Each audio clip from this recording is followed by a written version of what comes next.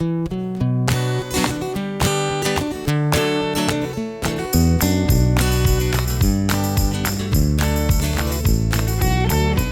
the Underpowered Hour. On this week's show, it's an Aussie tale of epic misadventure, told the way only Linus and Ike can tell it.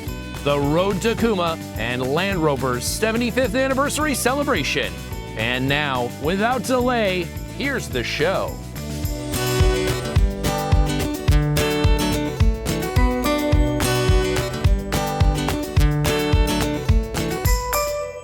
Welcome to the Underpowered Hour. I'm Steve Barris, mild-mannered television executive by day and Land Rover collector by night. You can find out more about our cars and what we're working on at thebarriscollection.com or follow us on Instagram at thebarriscollection. I'm joined, as always, by my good friend, Ike Goss. Thank you to everyone joining us today. I am the leaking seal to Steven's lack of oil.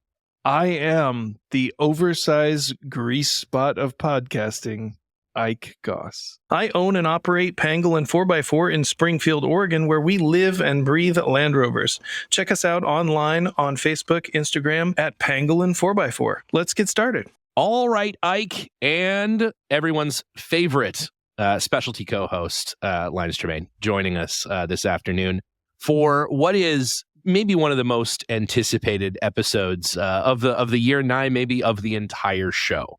The road to Cooma, as we've been lovingly referring to it. It was a long walk. Really a long walk. Long walk.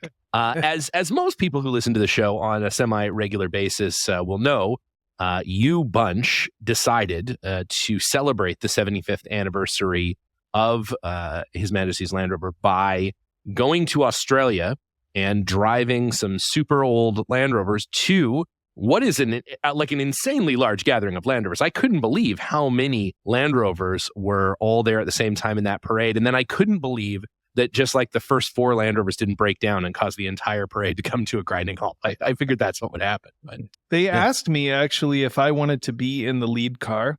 And I told them that it would end up being like that scene from Animal House where they take over the band leader position and he just leads them down the alley and the whole band is like stuck in the alley. I was how did 786 Land Rovers end up in the river? Yeah, so the water to supply to a small town in Australia was cut off because of a dam made of Land Rovers forming in the lake. Yeah, well, that's good. So here's a question. Right from the very beginning, what was the inspiration to deciding that this would be an adventure worth undertaking, and then the work of going about actually figuring out how to start this, which I realized started about a day and a half before you guys left for Australia. I would say jealousy, because other people were doing it and I wanted to. Right. Yeah, that makes sense. Yeah, that makes sense. There was definitely some FOMOing, feeling of missing out.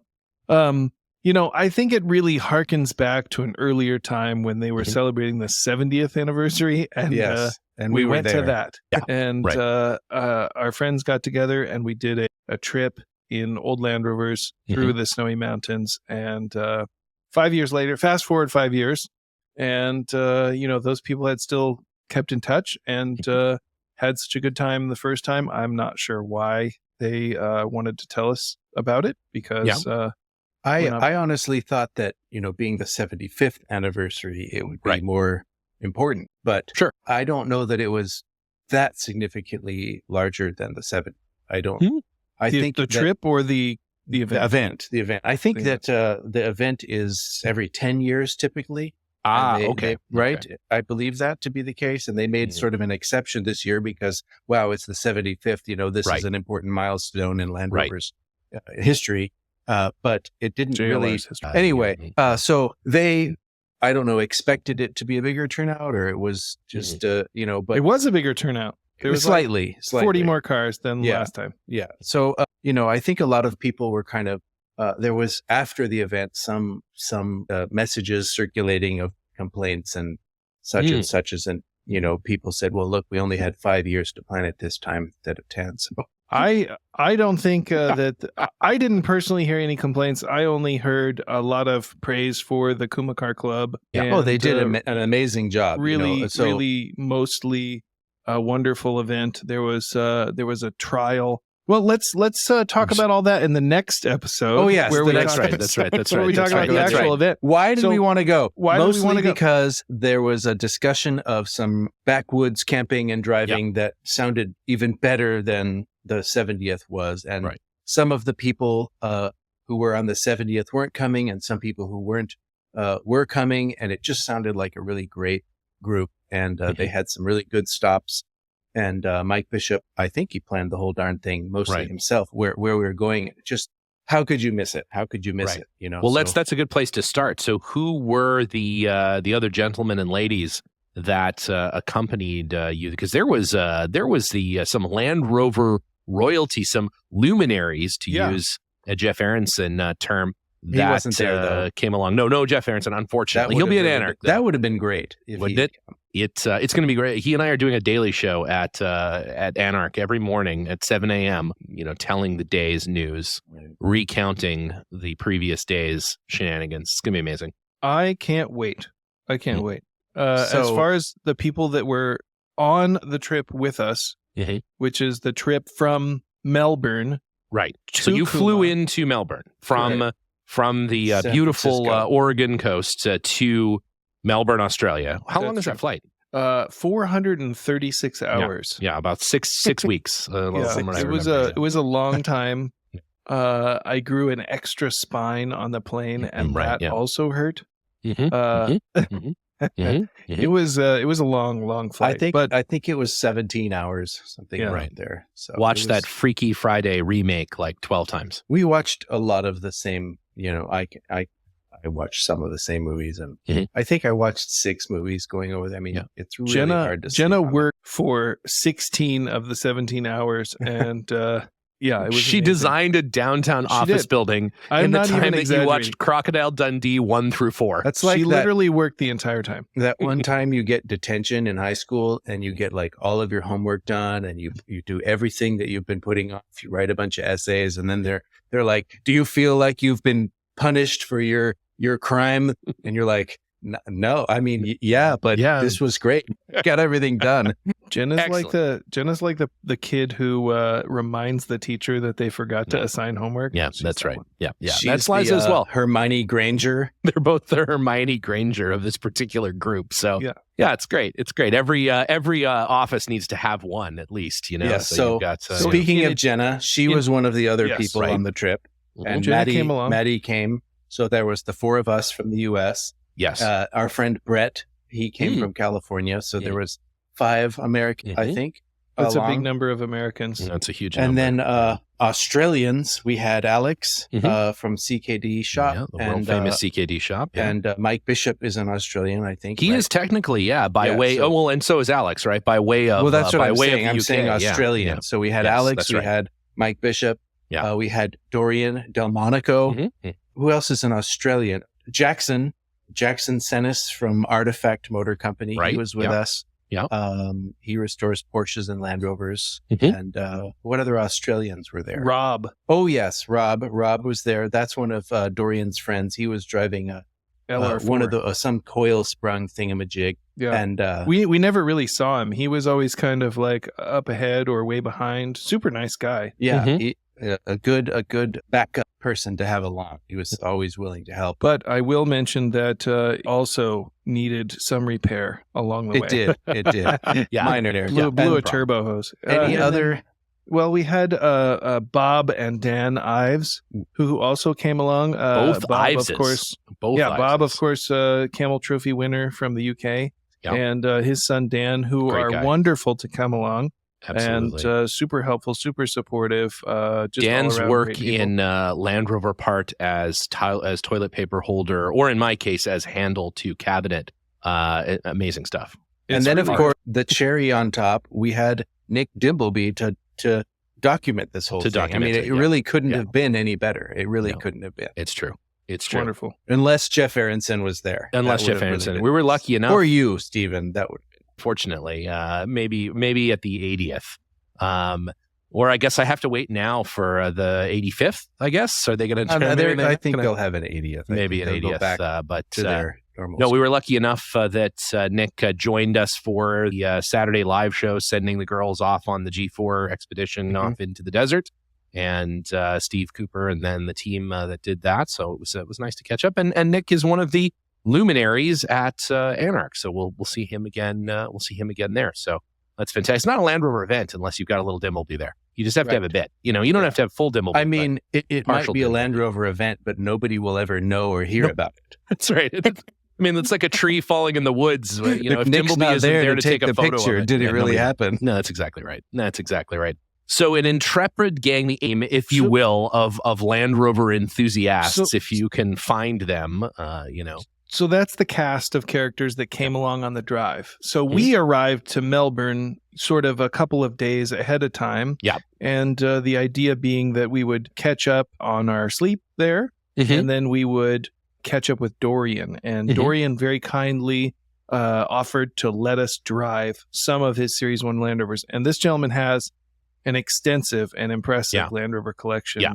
Several very early cars, several very neat and rare, you know, versions, low mileages. You know, a really wonderful pile of just trash, like rust bucket, parts cars, just sitting in the muck. They're beautiful, very picturesque collection of parts cars sitting. Has some really neat paddock, ones, really neat cars. But very generously allowed us to drive a couple of his cars, which he had sent to a mechanic in town to prepare them for us to drive very generously. Right. And that mechanic just sent them back and said no. Well, he was a little overwhelmed. He was very overwhelmed, and you know, the cars needed some stuff that and that didn't get done. So we kind of pitched in and started to get them going. There was two 107 pickup trucks, and super cool. There was a 107 wagon that Jackson drove. Yeah. And so we started working on those, and it was evident that maybe we wouldn't get everything done, you know, by the time we had to leave. We had brought some spare parts, and we were kind of like working in the mechanic's shop parking lot because we weren't supposed to work inside the building. Yeah, the 107 wagon was meant to go on the trip, and it didn't show up to the mechanic from having been purchased sight unseen until, you know, the midday of the day before we were supposed to leave. Boy. Yeah. And so coming off the trailer, it caught fire. The smoke came out. It caught on fire. Yes. Coming off the trailer, it caught on fire. And it was the ignition switch. It was the ignition switch. Oh, that's a common fire hazard. Yeah, that one starts on fire. I had built up some spares before we left and packed them in my suitcase. And I had an ignition switch, so we gave that to the mechanic to put in. And he had one of the 107 wagons in there, and we came to get it. You know, we were driving one of them, and Dorian had a 2 1/4 in that one, and had a pretty unusual rattle somewhere inside the engine. And we said, well, we better go get that other one in case this one's going to fall apart. So we drove down there thinking to collect it. And he said, oh my gosh, I didn't even know you were coming. I didn't know. I'm not ready. It needs this. So we decided, I think basically around that time, that we probably needed to try to think of another car that we could get. I see. Okay. Back up to the ignition switch replacement. Incredible coincidence on the ignition switch replacement. We brought the ignition switch, but we didn't bring a key for it. And it had a cylinder in it. And if you've ever removed those, you need a key to remove the cylinder. Key to take it out. Yeah. Unless you want to take it totally apart. Right. So, ironically, the pickup that Linus was driving, the key fit. The key fit the ignition switch that we bought from the US. It was incredible. That is amazing. Really amazing. So, we determined that maybe this car with the rattle in the engine, it's kind of a long drive. It's a long drive, and we're going to some remote areas, and we didn't feel like it was totally ready. So we called Michael Bishop and we said, hey, you know, would it be possible to borrow JDO, which is a 53 that came on the 70th drive? And he was like, of course, I have it here. And I was like, okay, where are you? And he told us he was in Queenscliff. And so that's a ferry ride away. It's about an hour drive plus a ferry ride from where we were. So we were like, okay. And we jumped in the car, which is a 1956 107 pickup truck. Yep, the rattly the four of us. 107. Yeah, the four of us jumped in there. Four of us. And we drove to the ferry, and it was great. We got on the ferry, and barely made it. Yeah, and this is of course the day before you guys are going to leave. Yeah. We got on the ferry, and I would say we were 5 minutes from departure.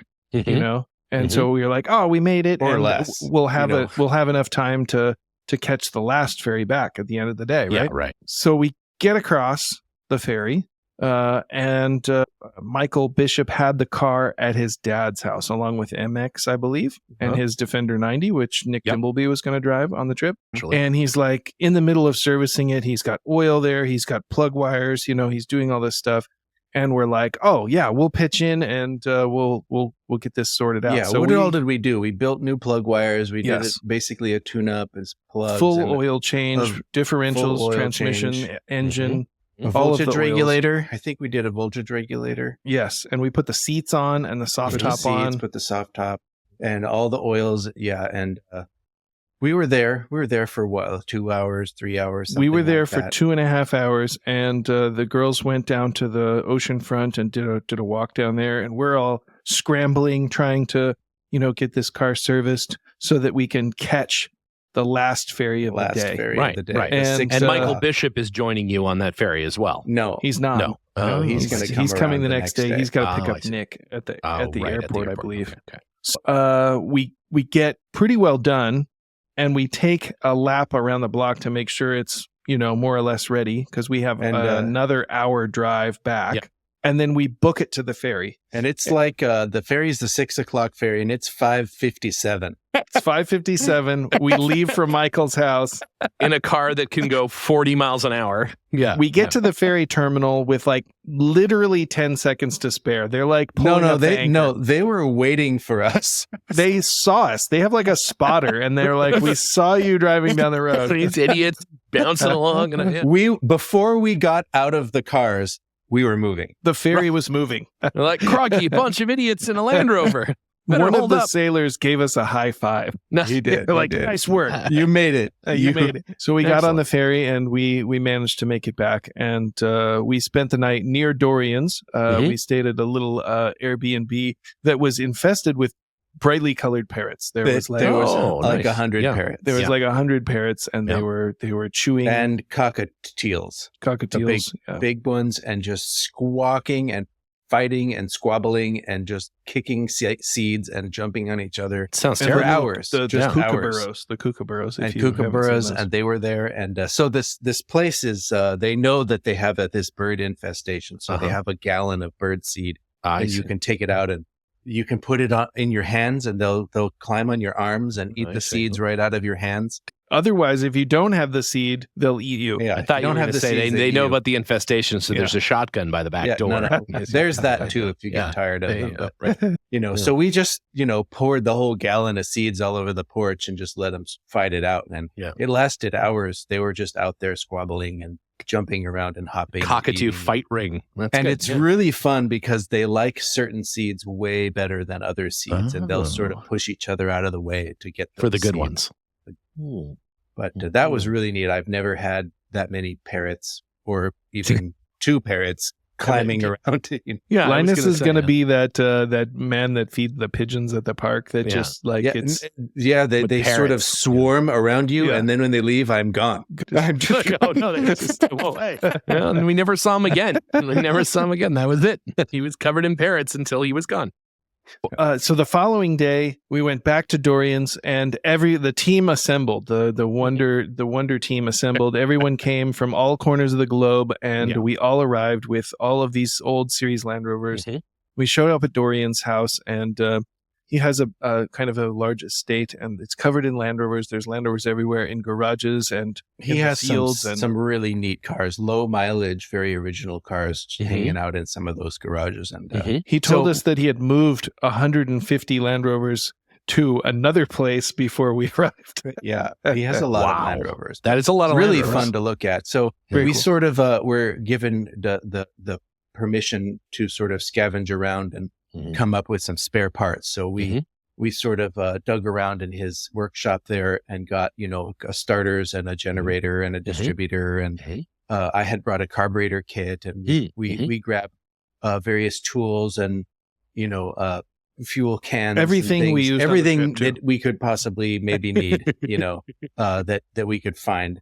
And packed the cars. We packed the cars all up with all these spares. And then Rob came, and Michael Bishop and Nick Dimbleby came, and we had the Ives showed up with Alex's Defender, and I think we're pretty much ready to go with that. So what is the final stack of vehicles at this point then? We had, I can speak to that. We had 2 48s, Michael Bishop's MX, and then we also had Dorian's 48, a pre-1500 car, which had been in a museum for 30 years until like the day before that we left. Yeah, it had just been made to go. So, and then we had a 5380, and then we had the 56-107, a 5080, and then 57-107 wagon, I believe it was. And then that was the contingent of Series 1 cars. And then in addition to that, we had the Support Defender, which is an amazing truck. It's a single cab 130. That's super cool. It has a crane, a knuckle boom crane, and a tipping flatbed on the back. Yeah, it's is that 130 a TDCI car? I believe it is. Is it a Puma? It's not a Puma. It's a Puma. Not a Puma. It's a Puma. What is it? A 2016, I think. I think it's a 2016 or 2017. It's one of the very last cars. Maybe the last 130 single cab that they made. Sure, probably. They didn't. Michael Bishop put the wheels on it. Maybe there's a picture of him mounting the wheels on it on the factory floor. That's awesome. Oh, that's cool. Yeah. Pretty cool.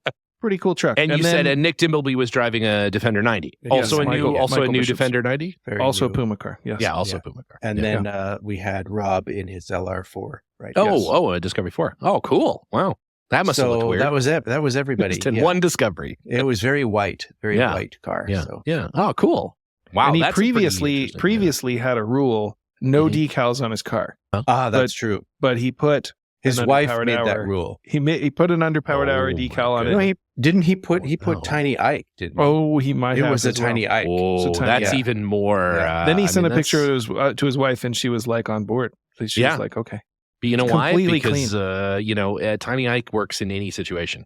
There's no vehicle, no matter how rare. If we got to get one on, like JUE, or we got to get one on the, on Huey or something. That's the next. We've been really close to both of those cars a couple times. I feel like we could get one in there. We need to put one right on Jerry's forehead. Yeah, absolutely, absolutely. We'll get a little JLR Jerry. Oh my God. That's what we need. We need a JLR Jerry. That's maybe the next little mini sticker. This is the Jerry. year for Tiny Steven. Maybe. Then what happened? So our first day, we left that day, and our first stop was a gas station. Yeah, I imagine so. And how many miles is this total trip? Like, what are you looking ahead at here? At least 500 miles, I think. I want to say it's something like that. Like it's 500 miles to drive to Cooma the normal way, isn't it? Right. So it's a long way, the route that we took. Wow. And it was mostly off road. So the first thing we did was go to the gas station, and that's when we found out, I think, that JDO's gas tank was just spewing fuel. It was leaking at an alarming rate. Right. It was leaking at an alarming rate. And that's also when we found out that Dorian didn't have any brakes. Okay, good. Good place to find that out. Yeah. Yeah. But we never did anything about that. We never fixed fixed the that. hydrostatic brakes. Yeah. On that early 80-inch. And so it was not great. It was intermittent, I would say. Occasionally it was all right. Sometimes. Okay. So we started the drive, and we started to find the issues with the cars. This one has this problem. This one has that problem. So did you do a parking lot gas tank swap? I think I saw a picture of... that happened later. We didn't have that happened later. Oh, that did happen, but just not right then. Yeah, it happened later. So we drove it quite a ways with it sort of dripping. We'd put a pan under it or whatever when we stopped, and then we pour it back in the top. Because fuel's expensive there. No, for sure. Yeah, for sure. Yeah. And so that we continued driving, and we our goal was to get to the Wanangata Valley. That was our main big stop, and we did. Didn't we a stop night, at it? I think that same day we went to that first trestle bridge, didn't we? We did, yes. Taylor's Crossing, I think it was. Mm-hmm. So we did what was the first of many water crossings. Like, we did several water crossings every day. There were dozens of them. Seemingly every 10 minutes we would cross a river. And so all the cars, went through a lot of waiting, and there was fan belts removed and, diverters to prevent water from getting on the distributor and sparking plugs and these sorts of things. But we stopped at Taylor's Crossing. And was that where we met the Button Man, Linus? I think you met the Button Man in your tent that night. No, that was the Butt Man. That's the Button. That was a different thing. That's a different thing. The Butt On Man. Yes, that's. So the Button Man is like an Australian sort of legend or mystery. He lives in the forest and he's older and people disappear and he lives off the land and he has buttons made of bone, and he just like it's like a crazy story. Look it up. You're describing a serial killer, I think. Basically. Yeah, okay. He's been thought to have been a serial killer at times, but he's both legendary and real. Yeah. So he will allegedly appear at your camp and sit by the fire and not say anything. And just stare at you. Just depart. So Taylor's Crossing, was that the place with that really neat early like cast iron riveted bridge? Is that, or is that, what was that called? Brunton Bridge. Yeah, Brunton Bridge. That was our first big water crossing. This is an amazing bridge. I think that's the name of it. So there was a bridge there, but you just drove across the river. It's not instead. in use anymore. I think it's an old see. train bridge, but it's really, I think it's like Victorian era riveted construction bridge. It's concrete. Pillars and then 20 feet tall concrete or something of that sort, and then these huge Victorian looking columns all riveted together or cast iron or something of that sort. Really a neat bridge, and you can walk across it. And that's the night that Nick Dimbleby and the Ives and Mike Bishop went missing, isn't it? That's true. They did go missing. We were supposed to meet at this one location, right? Brunton's and Bridge. they were way ahead of us. Right. And they stopped and were like, this is good enough. And then we just went to the place we were supposed to be. And we were waiting. And they had of the Ives camping equipment. Oh. And the Ives were, twiddling their thumbs going, where are those guys? Where are those? Yes. Anyway, so the Ives ended up leaving. And fortunately, they found them. But they decided not to come to us. And we decided not to go to them. So we stayed at the pre-planned location while they elected to stay at allegedly a better location. Spot. We drove Dorian's cars through the water many times, took many photographs, and did some droning, I think, there. So this was all a prelude to reaching the Wanangata Valley. And so we went there, and that place is like Button Man Central. He's been sighted there, and several disappearances have happened there. And a murder because of him, I imagine. Yeah, there was a murder mystery like back in the early part of the 1900s. Sure. And then there was another one that was recent, like last year or the year before. 2 people were murdered there, and they disappeared. I think they found their corpses or something. It's also like that. just like a very sad valley for other reasons too. There's like a homestead there and a cemetery, and the cemetery has the histories of the people there, and this family was there, and the lady died in childbirth, and this man lost, like, she gave birth to the baby or 2 babies, but she died, and then the 2 babies died the next week, and this guy lived out there all by himself with his family, and they all died, and he had to bury them, and it's just all this tragedy, and the story of each person in the cemetery is just.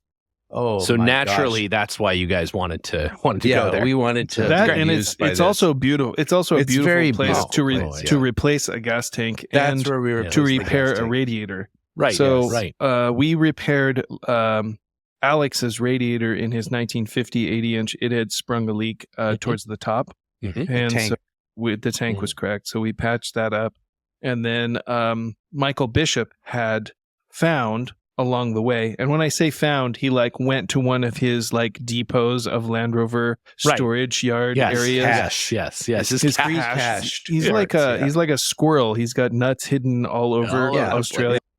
And so he found a gas tank that of course he did. We didn't know if it held water. So it was empty. And what we did was we filled it up with water from the river and let it sit overnight to see if the water level diminished and if it was leaking. And so then the next morning we found that it hadn't, and we replaced it there in the Wanagata Valley. Nice. Did you siphon from one tank to the other, or what was how did you preserve the gas that you had? We just drained it in. We drained it into a container, and then we poured it into the new tank. The tank in the car would only hold, the bottom quarter of fuel. Oh, I see. Okay. So we didn't keep it very big. full. Right. Okay. Yeah.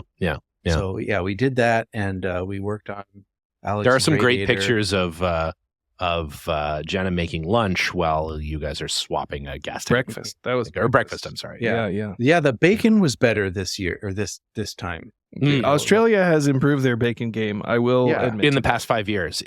Was that a note you gave them on the way out of the country last time? I think it is direct result of our last visit. I see. Yeah, we complained at several butcher shops, and they don't quite have manhole cover size pancakes yet, but maybe next, maybe for the 80th. They'll get there. Their breakfast technology is increasing at a terrifying rate.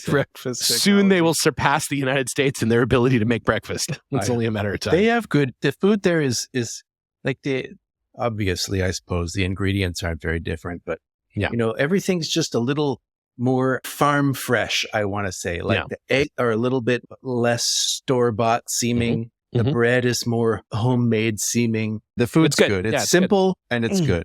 So what the next day, is that the day that we had to go through all that? They can't agree on parmas. One region says that, and this is chicken parmesan. And they prepare not necessarily. They prepare it a bunch of different ways, right? And it's basically a breaded chicken meal. Yeah. And there's different toppings on it. But there's one region, and I don't remember which, that says it's a parm. And then there's another region which says it's a parma. And they almost come to blows over I which think Victoria calls them parmas, which is where Jackson's from. And then when you're in New South Wales, where we were, right? Yeah.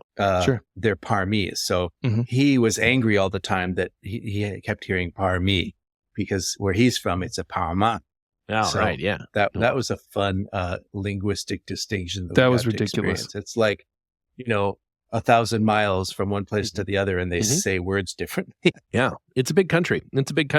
So did you end up seeing this Button Man serial we brought him back with us. Fuel? Yeah, we brought him back with us. Okay. Yeah, here he is. Yeah, let's... So we did have a Button we did end up in a mud like trail, mess, ruts, heavily rutted and muddy. And most of the cars made it through.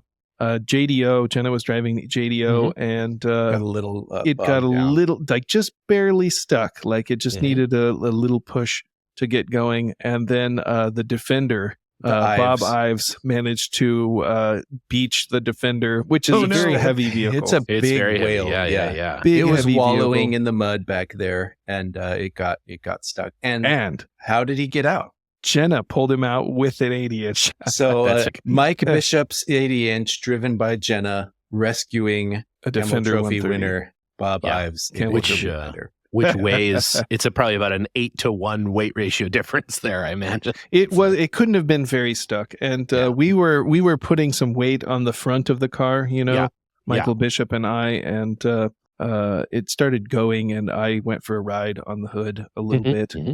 But we got it out. Traction was achieved. It made it out. But most of the cars were doing really well at this point. But we kept having to stop, and one of the drive shafts fell off of Linus's car. Right. I heard about that. The drive shaft fell off. Yeah, that was I just didn't get felt tightened this sort at the of mechanics sort of humming, a little bit of extra humming, and then like a slight vibration, and then just a bomb. just an explosion of metal pieces, and just the front drive shaft came off and just bashed around under there. And did it shear bolts? Did it break the U bolts joint? just fell out. Oh, they were not tight. Yeah, they just fell out. So nice. You know, the mechanic had just replaced them too. Nice, of course, yeah. They didn't have washers or lock nuts or anything, you know, because just kind of hand tight. The back of the front drive shaft is what came off. So it was still being driven by the front axle at highway by the speed, wheels, yeah. right. And it just was bag all under there. No. And so I took it off, you know. Yeah. And the rear U joints were all loose too. So I tightened up those, and I think it's later probably when the fire happened. Like I'm picturing him putting the drive shafts on, you know, and then like there's a dash fire on the 107. He ran, runs away. Yeah, just never got back to never got shafts. Never got back. I think later that day I had to change the fuel pump on that car, which I had brought one of in my. Look, going through Australian customs, they must have. No, they didn't care. They didn't care. We just slowly rebuilt the Land Rovers of Australia with parts that we had brought in our luggage. You know what they took? You know what the customs took? My roll of duct tape. Yeah, because I might capture the pilot and tape him up. It's true. You might. Never mind all the zip ties I had. They didn't care. These zip ties and knives are just fine, but no duct tape, sir. No duct tape. That's a bridge too far. If you don't have duct tape, you can't use your knife to cut it, so you can keep the knife. It's true. That's right. You're right. That makes sense. So yes, that the drive shaft fell off, and let's see, we did a fuel pump. Oh, and my truck stopped charging. So we were not charging, and generator or the belts of the generator. That car we did the voltage regulator. Yeah, and it has a homemade wiring harness, and it's just you have layers everywhere. You know when you're cooking spaghetti and all of those spaghettis like boiling inside the water, kind of looked like that.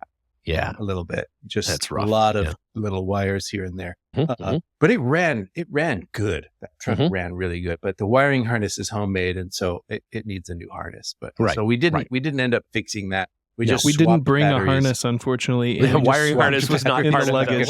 107 wiring harness wasn't part of the kit. Yeah. So that day after we extracted the cars, that's when we got to another really deep water crossing. I think we got to a pretty deep one there. Yeah, we some of the owners opted to have their vehicles towed through the water. Yeah. In lieu of driving to risk the water ingress into the engine, but Dorian. Yeah. He drove. Yeah. But Dorian drove his 80-inch, which is a very early car, through every water crossing, regardless of how deep it was. I took the fan belt off of the pickup, but because it's tall, it has maybe some new leaf springs or something on it. It's tall. So it went through with no problem. But the 80 inches being as low as they are, I understand, if you get those things too close to the water, you don't want to. The fan kicks up the water. Yeah. Throws it onto the ignition. But what turned out to be more of a problem is the fact that there's no dipstick tube on those early cars. Right. The dipstick goes right into the engine block. That's right. And that at a very low point. Yeah. So they just guzzle in water into the crankcase through there. And we learned that on both JDO and Dorian's 48. That thing had about 10 gallons of water. Mostly water, a little bit of oil.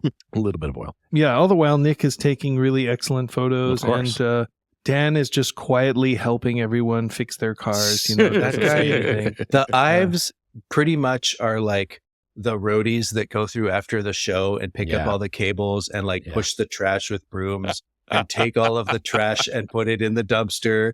And they take all the bicycles people left behind and all the shoes that are. And hats and glasses, and they put them all where they're supposed to go. Yeah. Those guys, I mean, I love them.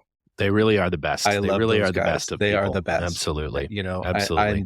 If I could have had anybody else, and I wouldn't have picked anybody else to come. Those guys are just the best. And I hope we get to do another trip with them sometime. And, maybe we can have them be the hosts so we can try to clean up after them, so they don't have to do anything. I think a similar off-road trip from the Bob Ives farm up to Scotland or something it could be fun. Could be fun on the home front there. So what happened the next day? Is that the day we went up?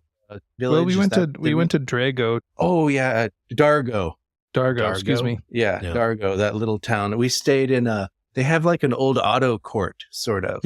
And it has just a little row of these individual log cabins with a sort of very, very primitive kitchen space with maybe a microwave and on a tea making thing.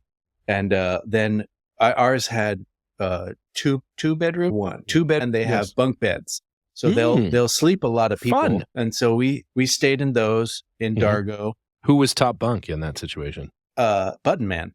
Oh, of course. So this is you would just look over the edge and stare at you while you sleep. It's great. Yeah. So one thing that you have to know is that Dorian is a very gracious host, and he wants to make sure that you're having a good time. And so because he wants to make sure you're having a good time, he likes to buy a lot of drinks for everyone, which is very nice of him. But it's excessive. It's a lot of drinking that happens. Yeah. So we went to the little restaurant that they had there, and Dorian decided that it was a great time to start buying drinks, which he's right. It was. Yeah, it's never a bad time, really. And so we had so much alcohol. He bought shots for everyone that was everybody present. that was at the not even like just people in the restaurant were drinking.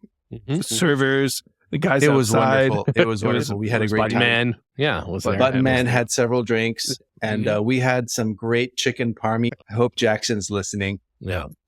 And they had some butter chicken, I think, that they made. Nice. There, delicious. And really great food at that little spot. Outside of that bar, we saw perhaps the most Australian decal that we saw on the entire trip. So there was a Toyota Land Cruiser 70 series parked outside, and it was done up in a style, an Australian style. It had several decals and various paintings on the side, bars and headache racks and all kinds of accessories, lights and stripes and it had an Australian healer dog sitting inside of it. And it had a decal that said Canning Stock Route Survivor or some such. Yeah. But on the hood in like 4-inch tall letters, it said a ute without a Gila is like a root without a Sheila. Holy, that is super Australian. Yeah. A ute without a Gila is like a root without a Sheila. Yeah. So that may be the most Australian thing that we saw. You know, what I regret is we didn't see the owner of that car, did we? Right. No. And it was also like very new looking and almost purple. Interesting. It was a very was the love color. child of Steve Irwin and Crocodile Dundee. Yeah, I wouldn't be surprised. I wouldn't be surprised. So that was a great spot. And we had a sort of a breakfast the next morning at the gas station. Then the next day, what did we do? We just drove. The next day we went over the Alpine Pass, didn't we? Yeah. So that's the snowy hydro scheme area. Is that right? We started to get into that area, and at some point roundabout in here, Nick and Michael decide that they have to go on ahead to the show because in order to get ready for all of their speaking engagements and photo opportunities and such. Yeah, they do.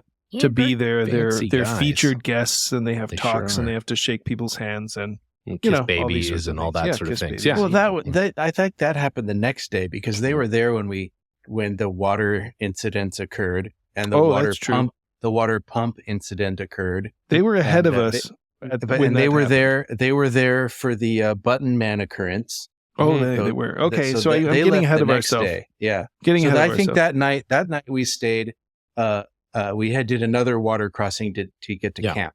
Naturally. And this is when Dorian's car started to be really smoky. It started burning oil that day. And then his water pump had started leaking, basically at the beginning of the trip. It was wet, but it wasn't dripping. By this time, it was just pouring out water. And so we had come up to this place where the road was closed because they were replacing a culvert. And Nick and Bishop, who were ahead, had gotten through, but we got stuck here. And so they had just started digging the hole to lay the culvert. And the road was shut. So we decided to do the water pump. And we did the water pump right there on the road. And that took us an hour and a half or something. Yeah. And we had most of the pieces, but I don't know if the fan was a different fan or the water pump was a different water pump, but there was a spacer. This car had a governor on it. And so the original water pump was a little bit different than the replacement water pump. And so there was a spacer in there to space out the pulley for the governor. And so there was some wringing of hands because the fan boss, that the fan attaches to was slightly different shape and the spacer wouldn't fit and blah, blah, blah. Anyway, we figured it out. We made a gasket out of a Perrier like water box. Yeah. And it all held together. So we got it replaced, and that's an early motor, and it has an aluminum water pump. And they're frequently stuck. All those bolts, and they're Whitworth. It came right off. Coarse thread. Oh, nice. We're very lucky that it all came apart. They had wanted to change the water pump like the minute before we were going to leave, and we said, if a bolt breaks, this car's not going. Right. So we decided not to do it, but unfortunately, it got so bad that we had to try to do it. Right. Anyway, I think that night we did that. We camped on the opposite side of a river, and that river it was deep. That was a deep one, and I think we all were making it through, and then JDO didn't make it through. I was driving JDO, and some water got on the ignition, and I was stopped in the middle of the river, and everyone else was at camp at that point. I was the last one because I was operating the droning everyone go through. Naturally, And so some water got onto the electrical system, and the car stalled in the middle of the river. And as it stalled, the river, the noise of the river was drowned by the laughter of all you idiots pointing at me and laughing at me because I got stuck in the river.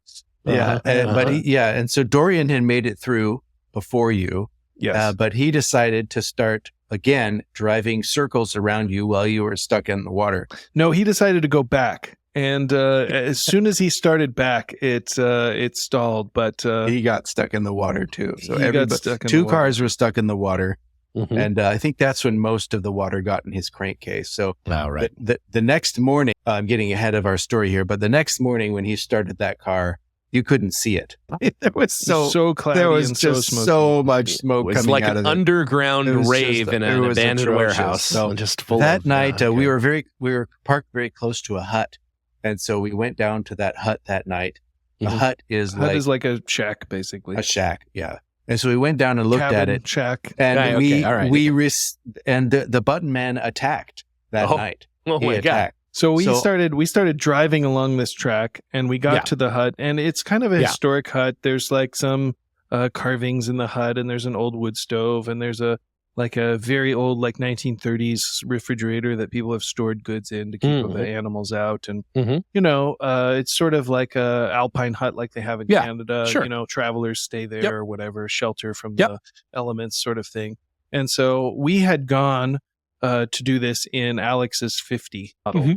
And it's pretty late at night. It's probably like 10 o'clock at night, 11 o'clock at night. There was one specific piece of graffiti. Meanwhile, though, you got these cars out of the river, I assume. You winched them out or something. They were out. We got them out of the river. Actually, we got JDO out of the river. I actually had it started kind of, but then, they had set up the Defender to tow it. So we towed it out. And then right as we towed it out, Dorian goes right back in and gets stuck in the river, and they just left him there for like 20 minutes. He was just sitting on his own little island out in the middle of the river. He was king of the hill there. That was great. Yeah.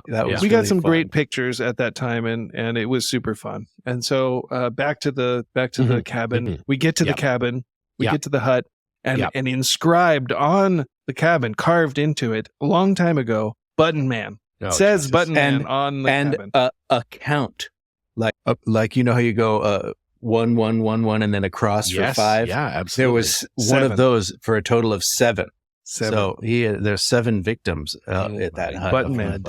So we get there, we see all that stuff, and we're on our way back, and everyone's back at camp, and we think that they're mostly asleep at this point. Yeah. And we're driving back, and we get to this log across the road. And there, we were like, that wasn't there when we came through, and like, did it fall? Jesus.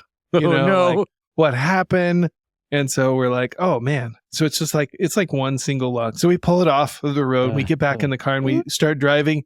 And there's another log. And this time it's like there's sort of an A-frame assembled and a log. And we're like, somebody put that there. It didn't fall there, And there was a succession of these and the tension started building in the car and everyone. The last one was like on edge. A whole spider web of sticks all interlaced and covering the road. And somebody, the button man, obviously put quite a lot of time into constructing this. God. And so we start disassembling that and who but the button man, also Dorian, he jumps out of the woods and scares everybody in the car. And it was great. It was great. Super fun. Also, Rob helped construct all that stuff. I think that's when Mike Bishop grabbed your arm and squealed, right? I think that's what that's Dorian's version of events. Yes.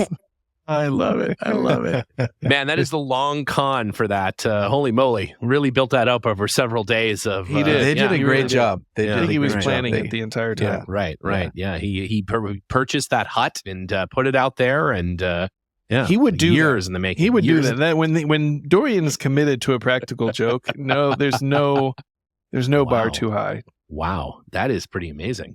So then from there, you were off into the snowy mountain scheme, if you will. That's when we went. And we went to the town of Threadbow on the way back down. Yes. And we rode the Alpine sled. Oh, yeah, I saw that. That was that's really right. fun. And the snowy hydro project, that's like a very famous Land Rover in Australia. Thousands sort of Land Rovers. Thousands of Land Biggest Rovers. Biggest non-military customer of Land Rovers for Series 1 cars, I believe. Wow. Yeah. Wow. So it's an incredible area and lots of cars were used there. And there's lots of really great historic photos of them using it in all conditions, mud and snow, up, 4 foot of snow and 4 foot of mud and, caterpillars and traction engines and earth movers and equipment and cranes and Land Rovers and so many Land Rovers. It's a really neat area. That's so amazing, then around about this time, is this when Michael and Nick start to head away? That next day. Before we got,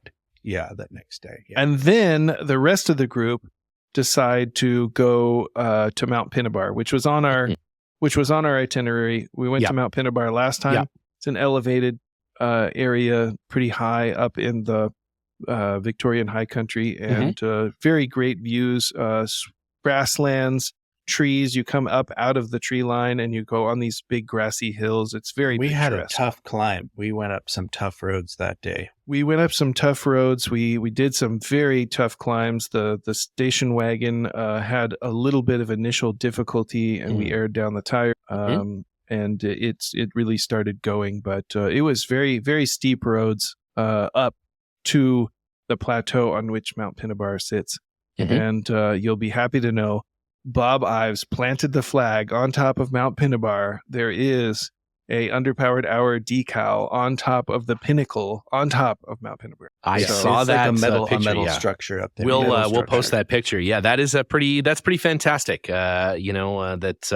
You put a Camel Trophy Legend national treasure at risk by you could have put that. I didn't make him do it. He felt obliged. You could have put that part on the OnlyFans part of the underpowered hour, but unfortunately, he does have his pants. He does have it.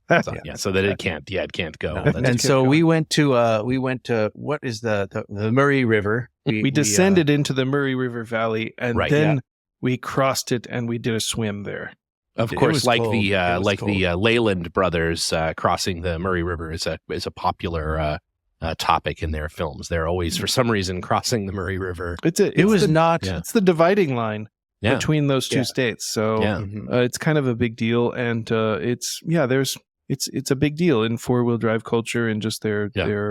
It was not the deepest crossing that we did, or the most challenging, but it was no one got stuck in the middle of that river. It was a major marker. So we crossed the Murray. We rolled into Cooma. Murray, that was the end. But you roll into Cooma, and there's Land Rovers everywhere. Like every car is a Land Rover. There's a Defender. There's a Range Rover. There's a Series 1. They're going around the roundabouts. They're going up and down. They're parked on the streets in front of shops. Like, it's incredible.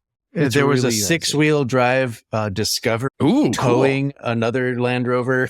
Oh my God. How many never seen Freelanders? easy vehicles. How many Freelanders did you see? Zero. Zero. Not a Freelanders. single one. Well, that's Not a tough. single I one. feel like And the that Freelander six-wheel is, drive Discovery may have been the only Discovery as well. I didn't see very many of those. You know, Oh. you'll never see a Freelander anywhere because they're always, they're much too busy to collect an award. They're always far too busy doing something That's important somewhere That's for right. somebody. That's exactly right. They're a pretty legendary car. Let's be honest. Yeah. Well, that's Utterly classless. Yeah. There's just they can't be bothered. They can't be bothered. There's better things to do.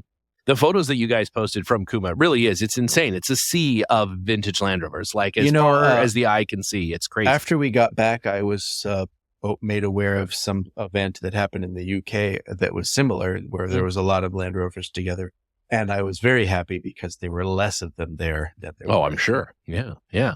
Well, because you had a bunch of the important people there with you. Yeah. It must have been the biggest gathering. I mean, I don't know how big the event in New York is going to be, but how many cars were there? So far, I think the plan is for Anarch to be about 600 cars, but that will be, or maybe not cars, but certainly people, but that would be 450 cars anyways. 600 Land Rovers. Yeah, I don't think Greek people will pass that number of cars. Maybe there will be more people probably, but there's no way they're going to have that many cars, and certainly not as many series cars, right? I don't think there maybe are that many running series cars on the East Coast of the States right now. If there are, Dixon has them all. Dixon has them all. Yeah. I was going to say, between Dixon and Bill and everybody else, but the engines are out of them all, so it doesn't. They're not going anywhere.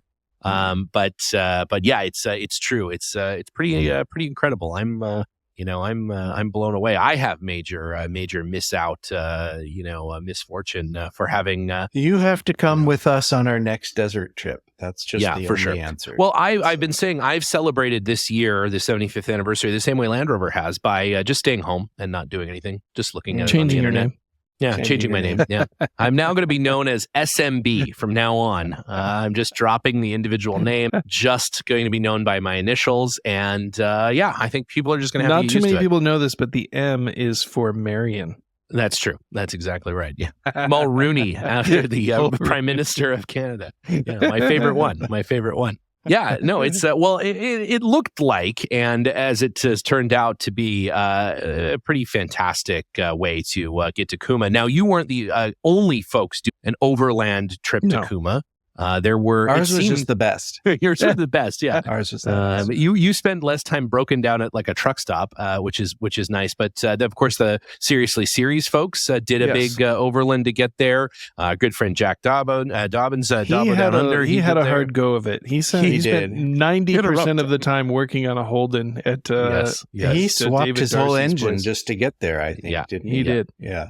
We had some more failures on the way back, but.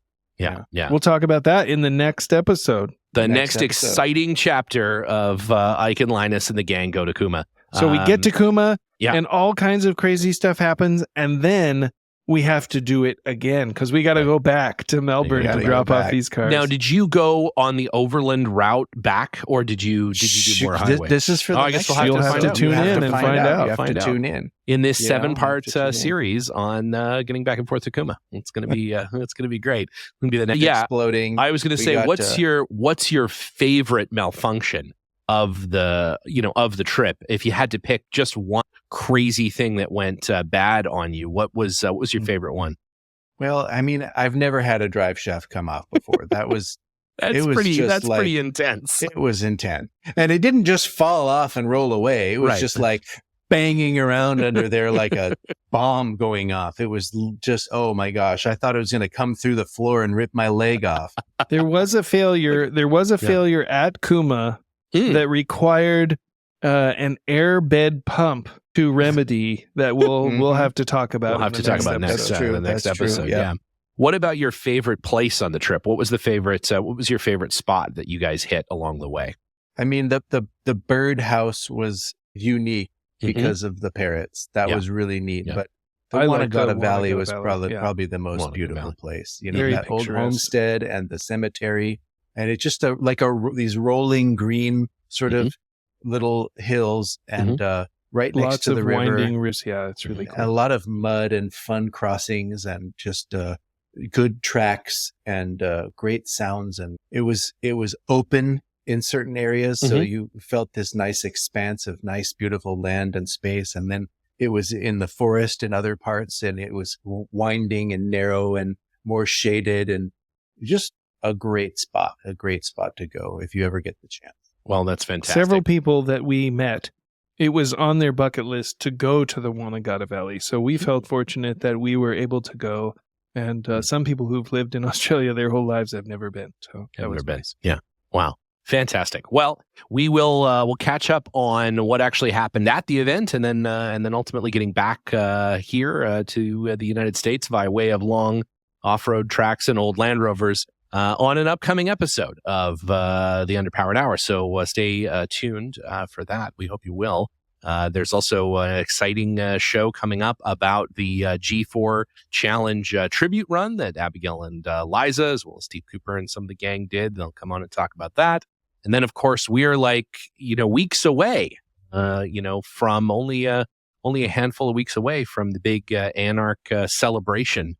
You would think after 100 and however many episodes, you would run out of things Land Rover to talk about. But you would think all there is more stuff to talk about. It's just more stupid things. So much Yeah, so much more. Right. We're always up to some dumb thing that, again, working on a couple of exciting projects for Anarch, working on some exciting stuff for later this year. And, and as we said before, Linus is working on a line of custom bibbed jeans that hopefully we'll have up on the store. Pre-greased. I roll in 90 weight in each pair. Yeah, they're absolutely. all different. Yeah, that's not true. That grease is your grease. Yeah, Linus now sweats a type of 90 weight. So yeah, you are what you eat. You're both right. You're both right. Yeah, it's more like a 300 weight, if you know what I mean. Well, it has. On that note, it's been a slice. Pleasure as always, Linus, and we will we'll talk to you guys next week. All right, looking forward to it.